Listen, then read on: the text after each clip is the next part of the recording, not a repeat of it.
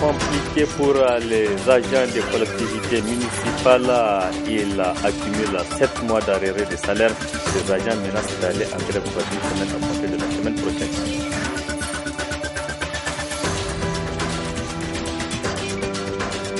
Yaya Jammeh va-t-il quitter la Gambie? En tout cas, les négociations sont en cours. Précision dans un instant avec les réactions des acteurs ici au Niger.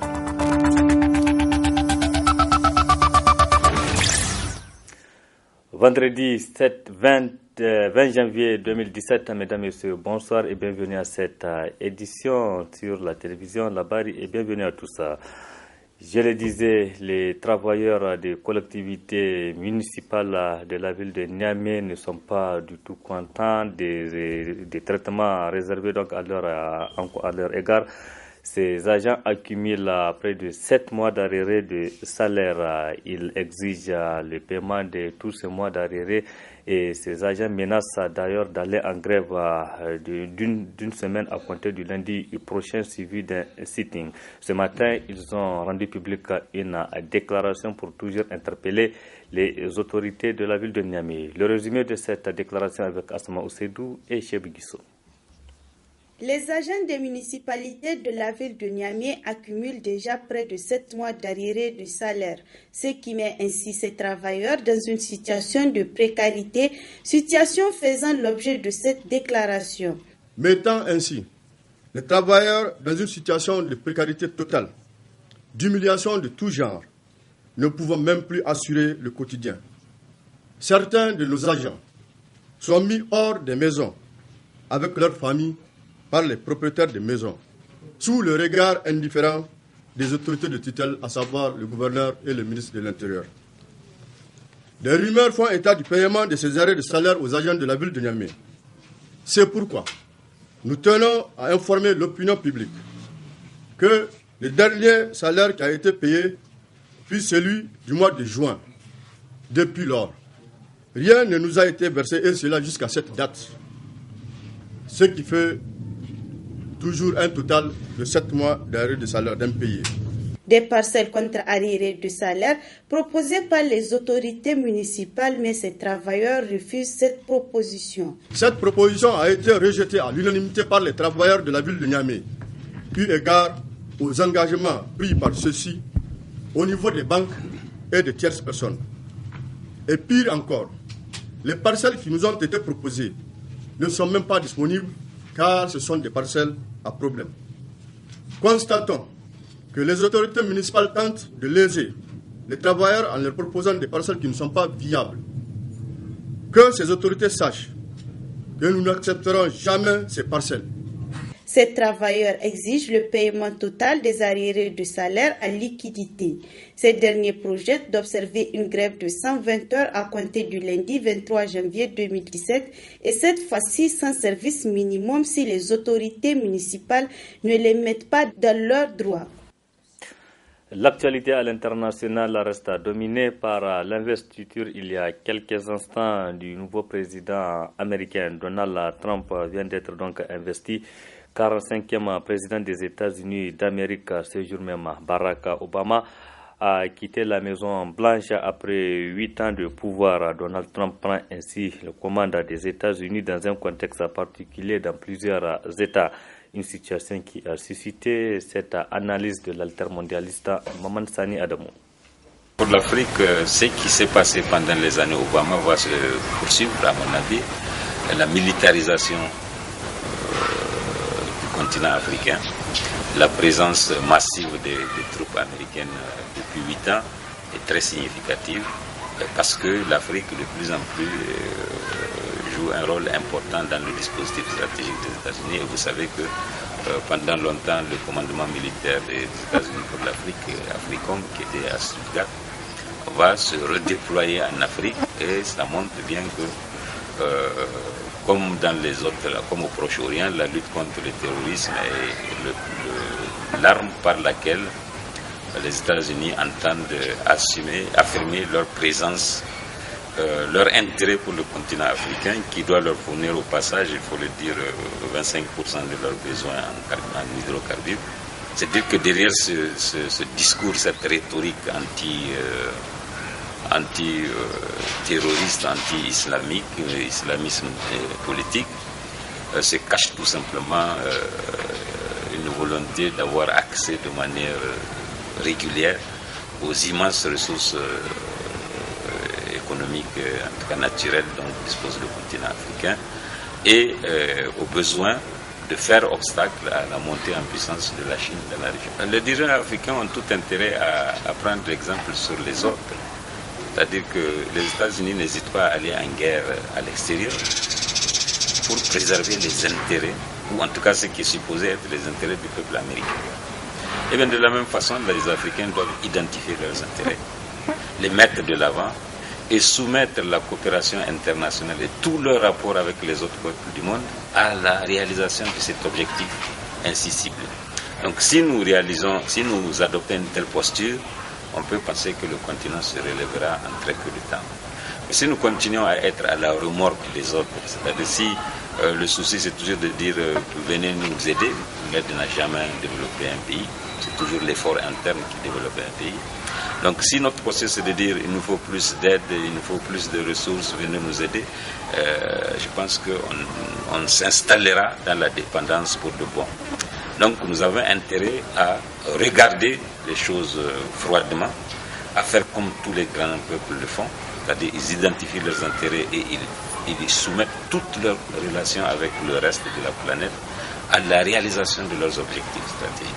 Et donc c'est ça que les Africains doivent faire, identifier les intérêts du continent africain, faire une belle lecture de la situation du monde et vouloir modifier l'ordre international pour qu'il soit compatible avec les exigences du développement du continent africain. Une autre situation donc sur l'actualité ce jour sur le continent, c'est bien sûr la situation en Gambie qui reste toujours confuse. Yaya Jammeh partira-t-il ou non? En tout cas, aucune idée. C'est que sur les négociations entre le président sortant Yaya Jammeh et les médiateurs viennent de prendre fin à l'instant, mais aucune conclusion n'est filtrée. Une situation qui fait réagir ici au Niger les acteurs de la société civile et l'ancien diplomate El Hadja Issoufou Bachir. Le résumé avec Nasser Dantofo et Aboubakar Souley. L'Afrique souffre encore de nos jours des multiples obstacles de manque de maturité démocratique de ses dirigeants. En témoigne la situation actuelle en Gambie. Un président qui, après l'organisation des élections de son pays, reconnaît les résultats qui en sont ici pour ensuite demander leur annulation. Et le nouveau élu, reconnu par la communauté internationale et investi dans un pays voisin. Une situation déplorable selon l'acteur de la société civile, El Hadj Idi Abdou. C'est vraiment un spectacle désolant. Cette guerre, elle ne sert à rien du tout. Nous, déjà, avec la destruction de la Libye, notre zone est exposée à l'insécurité.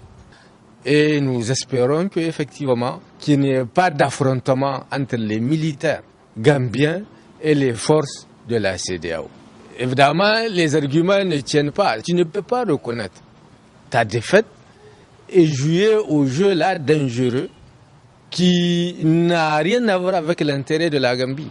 Dans tous les cas, les élections en Afrique, ça n'a jamais été honnête. Juste, les gens essayent tout simplement d'accepter les résultats. Et d'autre part, on peut reprocher aussi au président élu maintenant qui est investi, Barrow, que effectivement, il a toujours confondu, évidemment, le fait qu'il était opposant et le fait qu'il soit président élu. Il doit un peu corriger son langage. Parce qu'il a affaire à quelqu'un d'abord qui est imprévisible. Pour l'ancien diplomate nigérien Issoufou Bachir, l'erreur grave du président Yaya Jammeh est le fait de décréter la Gambie comme étant un État islamique et encore sa sortie de la CPI. La situation de Gambie, je peux dire que ou elle est mal comprise, ou elle est mal présentée, ou alors le complot des impérialistes a parfaitement fonctionné. Mais la CENI elle-même, qui organise les élections, dit qu'elle s'est trompée de 40 000 voix. Il dit, mais alors, plus vous êtes trompé de 40 000 voix, il se fait que vous soyez encore trompé de beaucoup de voix que cela. Et donc, reprenons les élections. C'est l'arbre qui cache la forêt, c'est l'impérialisme. Yahya Jammeh a commis le tort d'avoir quitté la CPI et aussi d'avoir proclamé la Gambie comme État islamique. C'est exactement comme le cas de Sankara, de Sékou Touré, de Nkrumah, des personnes à éliminer pour ne pas être imitées. C'est seulement ça le tort. Sur les élections qui ont eu lieu au Niger, elles ont été pires, où nous avons 2 candidats, un en prison, la direction de son parti est totalement limogée, et le seul candidat qui va, il se proclame élu, et la CEDEAO ne dit absolument rien. Un dénouement heureux de cette situation embarrassante s'impose au grand bonheur de la population gambienne en particulier et de l'Afrique en général. Rendez-vous donc à la fin de ce journal pour suivre l'entretien que nous a accordé El Hadja Issoufou Bachara relativement à cette situation en Gambie. Le quotidien privé nigérien, l'enquêteur du jeudi dernier, a publié dans ses colonnes un détournement donc du denier public camouflé. Il s'agit des anciens députés nommés ministres et des anciens ministres nommés donc élus députés qui continuent toujours à percevoir 2 salaires. Précision dans cet élément.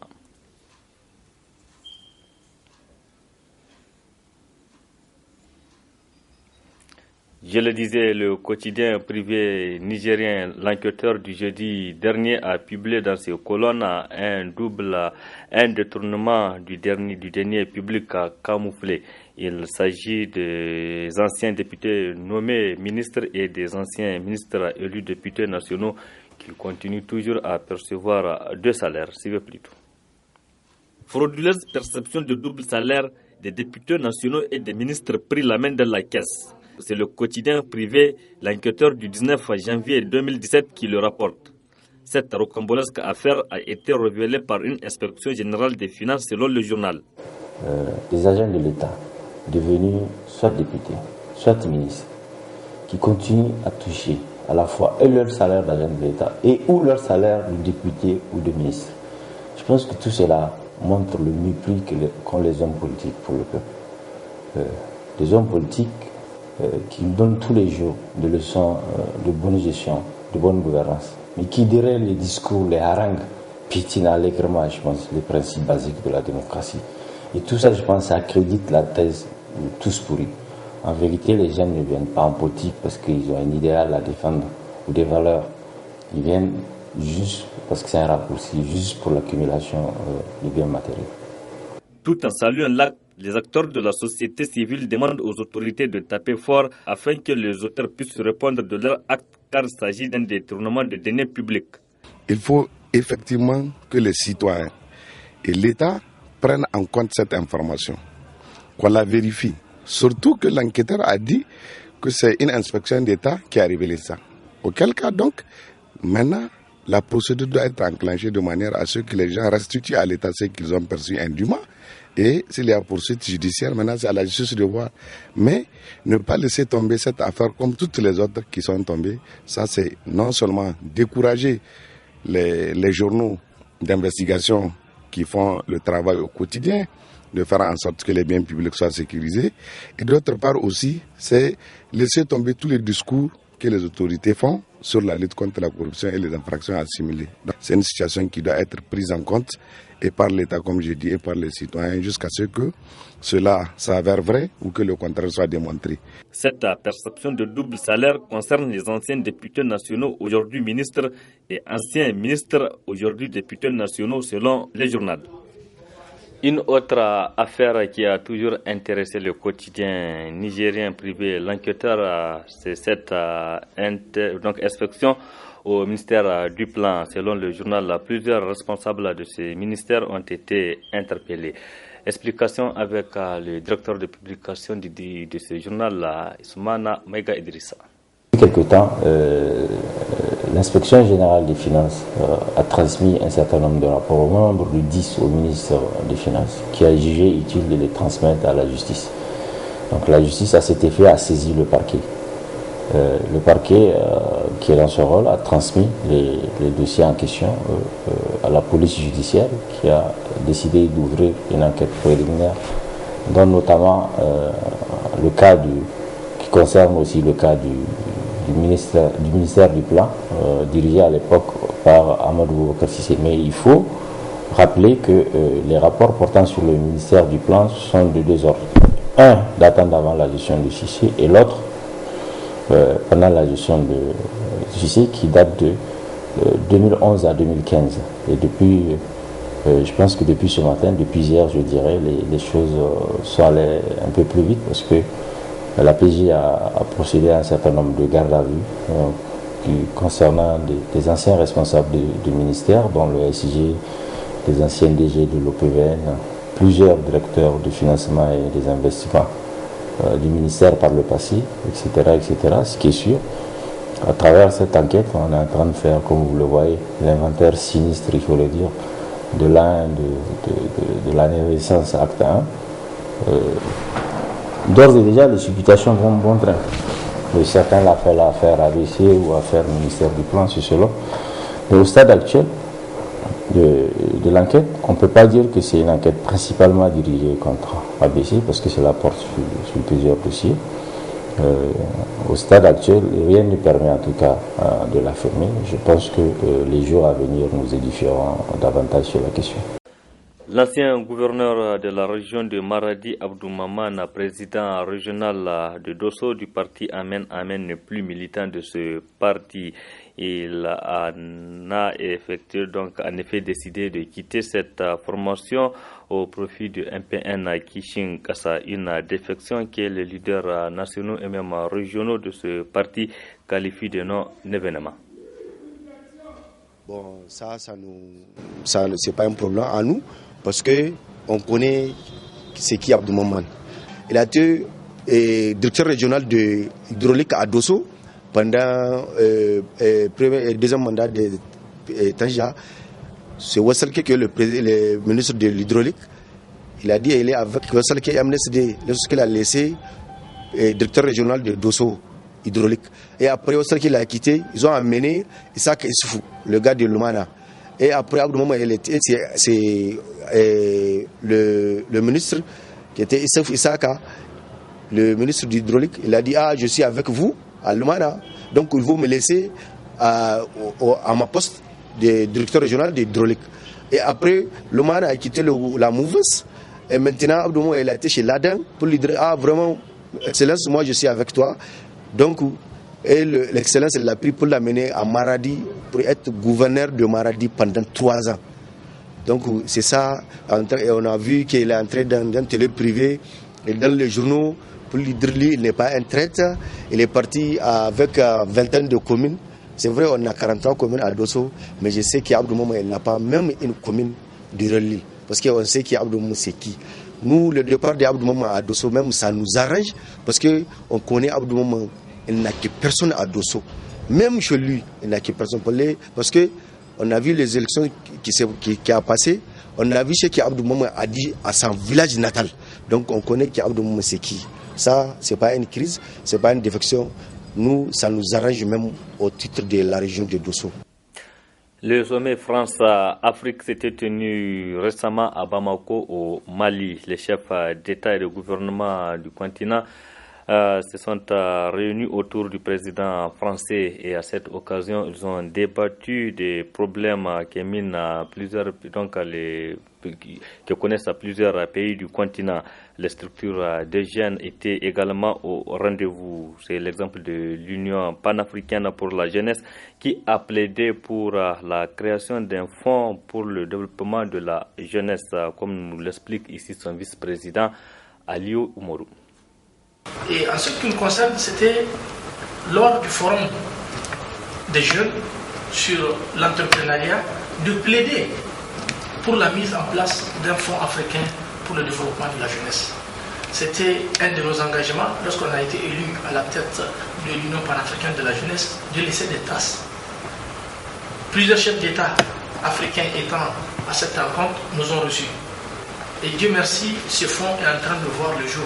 Parce que vous avez vu que le chef de l'État du Niger, le président malien, le président du Burkina, le président des îles Comores, tous ces chefs d'État, le président du Kenya, ont pris l'engagement de soutenir la mise en place de ce Fonds africain pour le développement de la jeunesse au prochain sommet des chefs d'État qui aura lieu dans quelques jours à Addis Abeba.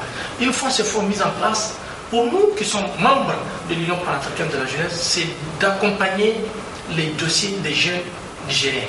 C'est comme ça que ça fonctionne. Il faut penser de manière globale, mais il faut aussi penser à son pays qui vous a donné mandat à être, en tout cas, dans cette institution. Les jeunes Nigériens aujourd'hui ont beaucoup d'initiatives. Ils ont beaucoup d'idées, de projets, mais malheureusement, il n'y a pas de fonds pour les accompagner. Donc ce fonds va permettre de résoudre un certain nombre de problèmes, surtout à la jeunesse rurale. Vous conviendrez avec moi que cette jeunesse représente plus de 80% de la jeunesse nigérienne. Et le Niger est l'un des pays les plus jeunes aujourd'hui de l'Afrique. Donc ce fonds va être orienté dans des pays comme le nôtre qui en ont besoin, où la jeunesse souffre énormément. L'État fait beaucoup d'efforts, c'est salutaire, c'est encourageant, mais il va falloir que nous-mêmes jeunes, qu'on se ressaisisse, qu'on puisse en tout cas accompagner de manière significative les idées et les chefs de la jeunesse nigérienne. Après notre rencontre à Banjul en juin 2016, où nous avons évalué la charte africaine de la jeunesse, les 10 ans de la charte, il était question de plaider pour que les ministres en charge de la jeunesse puissent accepter de mettre cette question du fonds dans leur agenda. Ça a été fait, ça a été adopté. Les ministres des Affaires étrangères des États partis ont approuvé aussi ce fonds à leur rencontre. Maintenant, la dernière étape, c'est l'adhésion des chefs d'État. Nous l'avons aujourd'hui. Après, ce qu'on demande, ce n'est pas que les chefs d'État mettent de l'argent, mais qu'on ait leur caution pour que le fonds soit créé. Parce que d'ores et déjà, nous sommes pour parler avec la Banque africaine de développement, qui est prête à loger ce fonds, qui est prête à mobiliser d'autres partenaires. Et dans nos rencontres en Europe et en Amérique, nous avons mobilisé beaucoup de partenaires qui n'attendent que la mise en place de ce fonds pour qu'ils se mobilisent. C'est vrai, nous attendons d'abord que ce soit nos États qui participent, qui cotisent à ce fonds, mais la volonté politique, elle est très importante et pour nous, c'est une grande satisfaction. Fin cet après-midi au Palais des Congrès de la deuxième revue conjointe du programme sectoriel de l'éducation et de la formation PESEFA. Cette rencontre a réuni 3 jours durant les gouverneurs et les présidents des conseils régionaux du Niger, des autorités en charge de l'éducation, des acteurs de la société civile actifs dans le secteur de l'éducation, ainsi que des partenaires techniques et financiers. Le compte rendu de cette cérémonie avec Michel Deji et Chebou Guissou.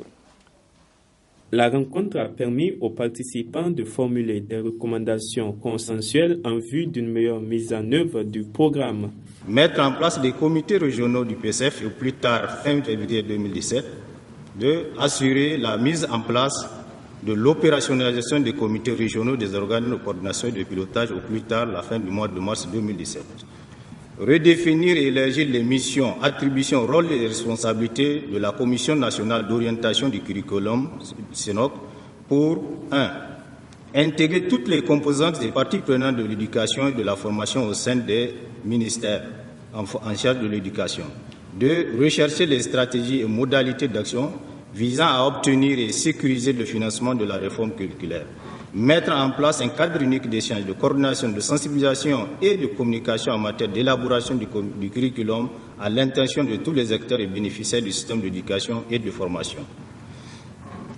Produire, avant chaque revue sectorielle conjointe, un bilan de l'état d'avancement de réforme curriculaire. Des recommandations jugées pertinentes par le ministre de l'Enseignement supérieur qui a annoncé que le gouvernement les examinera avec intérêt et diligence.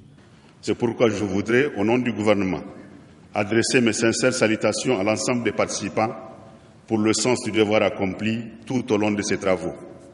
Je voudrais aussi exprimer à l'endroit des partenaires techniques et financiers et des organisations de la société civile notre profonde gratitude pour leur engagement à nos côtés dans le combat mené pour une éducation de qualité pour tous. Mesdames et messieurs, durant ces 3 jours de travaux, vous avez analysé les performances du système éducatif dans la mise en œuvre du programme sectoriel, examiné le rapport d'exécution du plan d'action 2016 du PSF, discuté de la programmation de 2017 du programme sectoriel de l'éducation et de la formation. Vous avez aussi discuté de façon approfondie et constructive des thématiques suivantes: la réforme curriculaire, le transfert des compétences et la régionalisation du programme sectoriel de l'éducation et de la formation. Je me réjouis de la sérénité qui a prévalu tout au long des débats et surtout des préoccupations que vous avez unanimement exprimées pour assurer les conditions d'un bon déroulement de l'année scolaire 2016-2017. À cet effet, je puis vous assurer que le gouvernement examinera avec intérêt et diligence les recommandations que vous venez de formuler. Ce programme sectoriel de l'éducation et de la formation PSEF 2014-2024 verra dans le cadre des réformes en cours la mise en œuvre d'un fonds commun sectoriel et la réalisation du RESEN au cours de cette année 2017, a annoncé le ministre Ben Omar.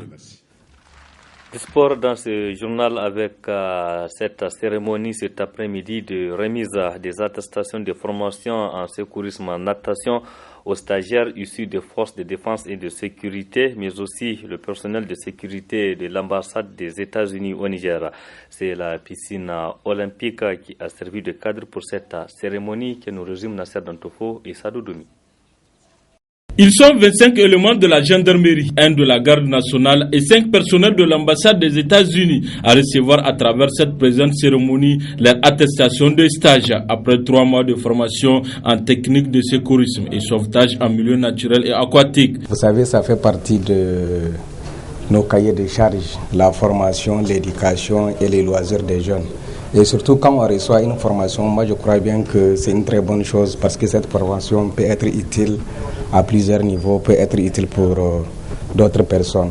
La formation qui vient de s'achever, à propos de la formation qui vient de s'achever, nous pouvons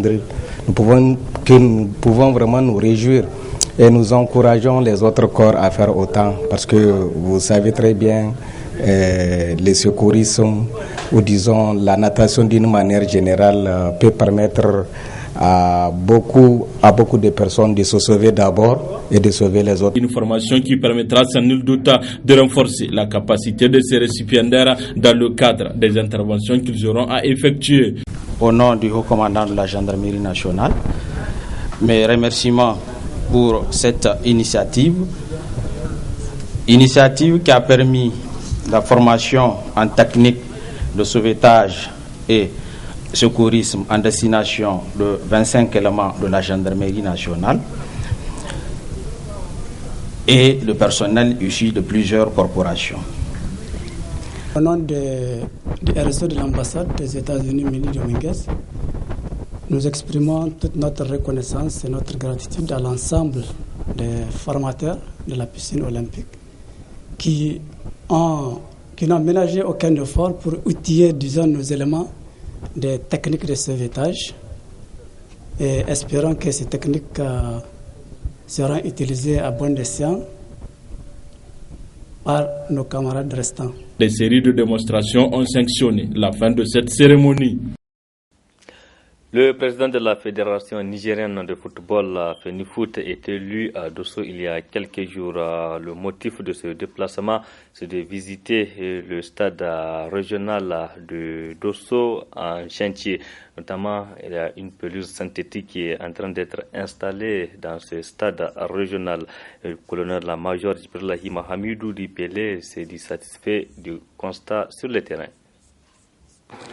Cette visite du président de la FENIFOOT, le colonel-major Jibrilahi Dipele, entre dans le cadre du suivi de l'installation de la pelouse synthétique du stade régional de Dosso. Exécutée par un expert algérien en collaboration avec des techniciens nigériens, les travaux d'installation de cette pelouse sont à un niveau satisfaisant, nous dira le président de la FENIFOOT. Donc on est venu voir l'état d'avancement des travaux, c'est très satisfaisant. Je tiens d'abord à profiter de vos antennes pour remercier, il faut que les Nigériens le sachent, le président de la Fédération algérienne de football, M.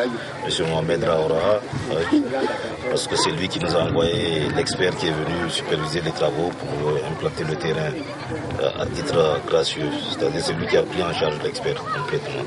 Donc on ne peut que saluer des actions comme ça. C'est quelqu'un qui a toujours été disponible vis-à-vis de la Fédération nigérienne de football et du football nigérien en tout cas, qui nous a toujours épaulés. Il fut une année, on avait des problèmes pour les IRM de moins de 17 ans. Il a pris notre équipe nationale de moins de 17 ans en charge pour le déplacer jusqu'en Algérie et faire nos IRM. Donc je tiens à signaler ça et à saluer ça. Donc concernant les travaux, vraiment ça se déroule de manière impeccable. Dieu merci, on a bénéficié de l'expertise, mais nos personnels aussi aujourd'hui, nos techniciens sont en train d'acquérir en tout cas l'expertise, la connaissance pour pouvoir maîtriser ce genre d'implantation-là. Donc ce qui est positif. Le génie militaire aujourd'hui maîtrise les travaux de terrassement. Techniquement, l'implantation du gazon, on est en train d'acquérir aussi des connaissances. Donc c'est à saluer en tout cas pour le football nigérien, pour l'avenir du sport du football nigérien. Il appelle aussi la population de Dosso, qui est la véritable bénéficiaire de ce joyau, à contribuer à l'entretien de ce stade. Je vois que déjà ça crée l'engouement, les gens viennent. Il faudra que ça soit protégé ce gazon-là. Il ne faut pas qu'on nous ait le problème qu'on a eu à Zender où le gazon a pris un coup malheureusement parce que les jeunes sont mis à s'amuser dessus, à vraiment faire n'importe quoi dessus. Dieu merci, aujourd'hui là-bas aussi des dispositions ont été prises pour pouvoir protéger. Donc c'est un investissement important, c'est un patrimoine si je peux dire aujourd'hui de la jeunesse de Dosso qu'il faut que les gens gardent jalousement. Donc il faut vraiment que les gens prennent ça, soient conscients de ça. Financée par la FENIFOOT, cette infrastructure sportive est la 4e du genre au Niger et mérite d'être bien entretenue. Orange Niger décide donc d'être plus proche de ses clients. À cet effet, cette compagnie de téléphonie mobile a entrepris depuis quelques mois une caravane qui va sillonner donc toutes les régions du pays. Je vous propose de suivre aujourd'hui l'étape de la région de Tawa. Après Maradi, la région de Tawa, avec comme première étape Madawa, accueille la caravane Orange Tour, guidée par la proximité, l'écoute et la responsabilité. 3 jours durant, Orange Tour a fait vivre les populations au rythme d'une ambiance inoubliable. Le lancement des activités de la caravane a concerné d'abord Konni le 30 novembre 2016, puis Tawa Commune le 6 novembre 2016, une expérience incomparable. Nos équipes se déploient dans chacune des régions pour rencontrer et échanger avec nos clients, nos partenaires, nos distributeurs et revendeurs, autorités et populations locales, surtout que cela cadre du reste avec notre engagement qu'est une entreprise citoyenne. Orange Niger agit en écoutant et en restant proche des populations de chacune des régions et localités du Niger. Le programme Orange Tour, dont nous procédons au lancement aujourd'hui dans la région de Tawa, particulièrement dans la ville de Konni, est né de cette triple approche qu'est la proximité, l'écoute et la responsabilité à l'endroit de toutes les parties prenantes du Niger. Les autorités de chacune de ces localités ont apporté une appréciation positive sur l'initiative. La ville de Tawa a pleinement conscience de ce développement et ne peut qu'encourager de telles initiatives qui apportent un nouveau souffle et qui favorisera le développement socio-économique de la région. C'est la raison pour laquelle nous allons vous accompagner dans cette noble tâche pour notre ville, pour que notre ville bénéficie davantage de vos investissements et de vos apports multiformes. Orange Tour, comme son nom l'indique, sera dans toutes les régions du Niger renseignées et c'est l'occasion de vous féliciter pour cette nouvelle initiative qui occupera un temps soit peu nos jeunes, nos dastites, nos commerçants, nos hôteliers, en un mot toute la chaîne de développement socio-économique de la région. Le football maracana, une des disciplines sportives organisées par la caravane dans chaque localité, elle a pour objectif de mettre en compétition les talents des jeunes amateurs du ballon rond, en vue de les encourager et de les aider à se faire découvrir. À Konni, sur 8 équipes qui ont compétit, Chelsea est sorti vainqueur suivi de Barça. À Tawa, sur les 8 équipes, Amana en orange sort vainqueur après avoir disposé de solidarité en bleu sur un score sans appel de 6 buts à 1. Les premiers, outre la Dame Coupe, ont eu droit à des médailles, une enveloppe de 75 000 francs CFA, un ballon de football et des kits orange. Les deuxièmes, une enveloppe de 50 000 francs CFA, des médailles, des kits orange et un ballon de football. Les troisièmes, une enveloppe de 25 000 francs CFA, un ballon de foot et des kits orange. Gaskiya ba ma mu ba joueur kwanin ma gaba ɗaya ta ci daɗi saboda ba a taɓa yi muna ma irin wanga ba kamar yadda yau an kamu da shi. Gaskiya mun ji daɗi duk murukan mu. A zaman mu nan kwanni gaskiya mu taɓa samun wasa ta balo ba surtu marakana irin wanga wasa. Kenan kwarai ina godiya ga Orange saboda wanga ci gaba ne sun kawo muna a kwanni domin ba mu taɓa yin haka ba. Amma a yanzu kuka dibi al'umma gaba ɗaya ga sanan waɗanda suka to kallon wanga wasa sun ji daɗi kuma suna shinshina ma Orange. Un autre fait marquant de l'événement Orange Tour, c'est l'opportunité que Orange donne à ses clients pour s'exprimer afin de prendre en compte leurs besoins. L'horizon Orange, c'est vraiment c'est bon.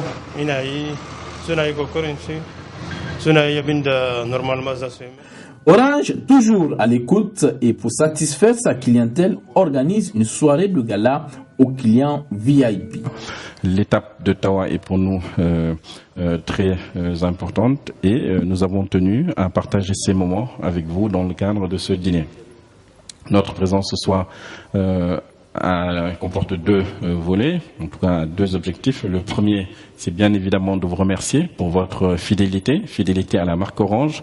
Vous appréciez tout au long de l'année nos services, qu'il s'agisse de téléphonie mobile, d'accès à Internet ou de nos solutions de paiement ou de transfert d'argent avec Orange Money.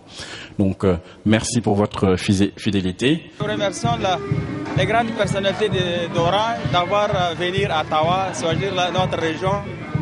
En cas pour l'heure Orange Tour là, c'est déjà bon, nous les remercions, ça s'est bien passé, merci. Orange Tour qui s'est passé à Tawa, vraiment ça a été bien passé. Sinon, on apprécie beaucoup le VIP aussi qu'ils ont fait, vraiment ça a été bien passé. Pour finir en beauté, dans l'ADER, la caravane a organisé un méga concert pour une fois encore faire vivre les populations de l'ADER des moments inoubliables.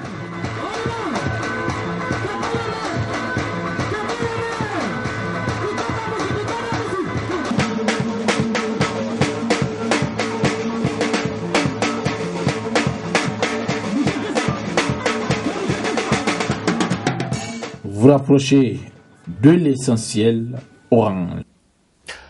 Les pays membres de la CEDEAO font pression au président sortant de la Gambie, Yahya Jammeh, de quitter le pouvoir et pour permettre à son successeur Adama Barrow, investi hier à Dakar, de prendre le pouvoir. Malgré toutes les tentatives, le président sortant reste et persiste. Il ne quitte pas le pouvoir. Les dernières négociations sont en cours actuellement, mais aucune conclusion. Une situation qui a fait réagir à plusieurs acteurs ici au Niger, notamment l'ancien diplomate nigérien El Hadja Issouf Bachar, que je vous propose de suivre. C'est la partie magazine de ce journal. Très bonne réception. La situation de Gambie, je peux dire que ou elle est mal comprise, ou elle est mal présentée, ou alors le complot des impérialistes a parfaitement fonctionné. Parce que le tort qu'on lui a attribué, c'est d'avoir reconnu, en disant que si Adama avait même une seule voix de plus que lui, il l'aurait reconnu, donc il le reconnaît. Et après, une semaine après, il revient là-dessus. Et c'est cet aspect que le public gambien ou étranger ou international veut nier. Parce que s'il a reconnu au départ et qu'il revient là-dessus, c'est qu'il a des raisons de revenir. Il a reconnu. Mais la CENI elle-même, qui organise les élections, dit qu'elle s'est trompée de 40 000 voix. Il dit, mais alors, plus vous êtes trompé de 40 000 voix, il se fait que vous soyez encore trompé de beaucoup de voix que c'est là. Et donc, reprenons les élections. Il n'a rien fait que d'utiliser la constitution gambienne. Il a demandé à la Cour constitutionnelle de gagner la situation et de revenir sur les élections. Moi, je trouve ça parfaitement normal. Donc, ici, il y a un tort, c'est la CENI qui a eu ce tort-là. Comment on peut se tromper de 40 000 voix? C'est pas normal. Ça, c'est un. De deux, il y a une ingérence étrangère extraordinaire. Alors, on vient au niveau d'un pays, à peine, je ne sais pas, les élections finies, parce que le monsieur a demandé qu'on revise donc les chiffres, ou qu'on reprenne les élections. Alors, tout le monde s'acharne contre lui. Et aujourd'hui, même, on veut utiliser la force pour le faire partir. Moi, je dis, c'est l'arbre qui cache la forêt, c'est l'impérialisme. Il n'y a jamais commis le tort d'avoir quitté la CPI et aussi d'avoir proclamé la Gambie comme État islamique. C'est exactement comme le cas de Sankara, de Sékou Touré, de Nkrumah, des personnes à éliminer pour ne pas être imitées. C'est seulement ça le tort. Sur les élections qui ont eu lieu au Niger, elles ont été pires, où nous avons 2 candidats, un en prison, la direction de son parti est totalement limogée, et le seul candidat qui va, il se proclame élu, et la CEDEAO ne dit absolument rien. Le cas de la Gambie, c'est une école. Ça doit nous permettre de réfléchir. C'est-à-dire ce que les Occidentaux veulent, c'est ça qui doit se faire.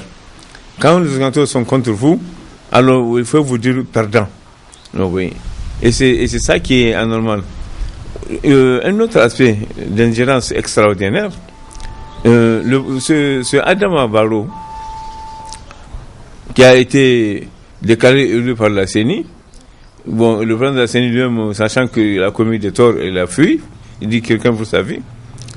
Il emprunte un avion présidentiel étranger, et là, c'est pas lui que je condamne, c'est le chef d'État africain, particulièrement la Libérienne, qui est chef d'État, qui sait ce que ça veut dire, qui prend un candidat déclaré élu pour l'amener à une réunion internationale, une réunion de chefs d'État, alors qu'il n'a pas prêté serment. Il n'est pas encore chef d'État.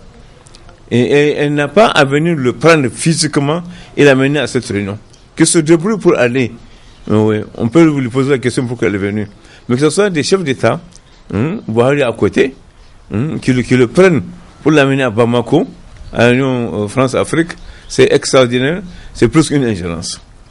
Donc, il jamais n'a commis aucune faute. Il s'est adressé à la Cour constitutionnelle, qui dit qu'il ne peut pas avoir assez de juges pour juger. Donc, il attend. Maintenant, on déclare la guerre, parce qu'une guerre a été déclarée. Il a donc déclaré aussi un état d'urgence. Et l'Assemblée nationale, qui est la seule souveraine en Gambie, lui a accordé un souci de 3 mois. Alors, comment partout dans le monde, on peut respecter une constitution, sauf en Gambie. C'est aux Gambiens de refuser s'il y a un refus. Mais c'est les Gambiens qui lui ont accordé encore 3 mois. Et voilà que la communauté internationale fait fi de cela. Et avant même que Adam Allah prenne serment, l'armée nigériane, sénégalaise, les deux sont rentrés en Gambie. Parce qu'ils ont eu le faveur du Conseil de sécurité. Alors, vraiment, j'ai dit c'est extraordinaire, mais à quelque chose, malheur est bon. Puisqu'il y a eu un cas comme ça, on verra pour les prochaines élections. Est-ce que quand un pays comme le Nigeria aura une élection totalement fausse, ou un pays comme l'Afrique du Sud, on va voir si une organisation comme celle de CEDEAO va chercher à intervenir. L'armée gambienne, ils pensent qu'ils peuvent la neutraliser. Mais quand un pays comme le Nigeria a des difficultés, je vois mal la CEDEAO en train d'intervenir. Donc vraiment, c'est très grave. Mais je dis, c'est un cas d'école, c'est très bien. Ça va servir donc de précédent. Et ça va permettre aux Africains qui sont apparemment naïfs, la majorité des chefs d'État africains sont naïfs, on va voir maintenant comment ils vont raisonner quand le même problème va se poser ailleurs. Parce que s'il avait eu à violer la Constitution, ou s'il avait eu à violer les textes des élections en Gambie, bon, qu'on le sanctionne. Mais il n'a violé aucun texte, aucune loi. Pourquoi s'acharner contre lui? Alors on lui propose l'exil. Un pays comme le Nigeria qui lui propose l'exil. alors qu'ils ont eu à recevoir Charles Taylor et à le livrer à la CPI. Le Maroc a eu à proposer l'exil à Camporé quand lui il était victime d'un coup d'État. Il est allé au Maroc et après les autorités marocaines ont dit que la population est en train de se plaindre parce que quelqu'un qui a commis des fautes sur lui est en train de séjourner, ils ne sont pas d'accord. Ils l'ont envoyé en Côte d'Ivoire.